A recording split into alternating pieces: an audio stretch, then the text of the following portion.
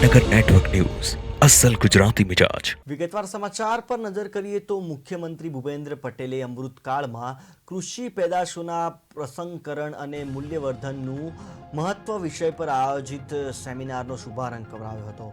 ગુજરાત કૃષિ વિજ્ઞાન મંડળ દ્વારા અમદાવાદ સ્થિત બંસી ગૌશાળા ખાતે આયોજિત સેમિનારમાં મુખ્યમંત્રીએ પ્રાકૃતિક ખેતીથી શ્રેષ્ઠ ઉત્પાદન મેળવવા પ્રગતિશીલ ખેડૂતોને પ્રમાણપત્ર દ્વારા સન્માનિત કર્યા હતા. મુખ્યમંત્રીએ આ અવસરે કૃષિ ક્ષેત્રમાં પોતાનું ઉત્કૃષ્ટ યોગદાન આપનાર ડોક્ટર કેજી મહેતાને ગુજરાત કૃષિ વિજ્ઞાન મંડળ લાઇફટાઇમ અચીવમેન્ટ એવોર્ડથી સન્માનિત કરવામાં આવ્યા હતા. સીએમએ બંસી ગીર ગૌશાળાની મુલાકાત કરી ગૌશાળામાં થઈ રહેલ ગીર ગાયોના જતન અને સંવર્ધનની વિગતવાર માહિતી મેળવી હતી તેમજ ગૌ સંસ્કૃતિને વેગ આપવાના પ્રયત્નોની સરાહના કરી હતી.